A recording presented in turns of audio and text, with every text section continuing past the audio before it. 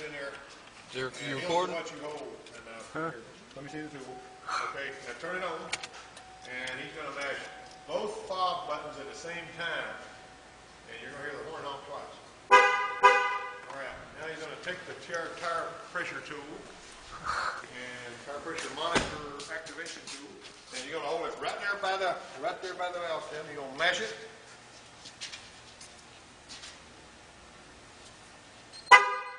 All right, now you move to the right front tire, following over there. And you see what he's doing here? This is on the Chevy. You're going to mash that one. He needs to be able to see the lights.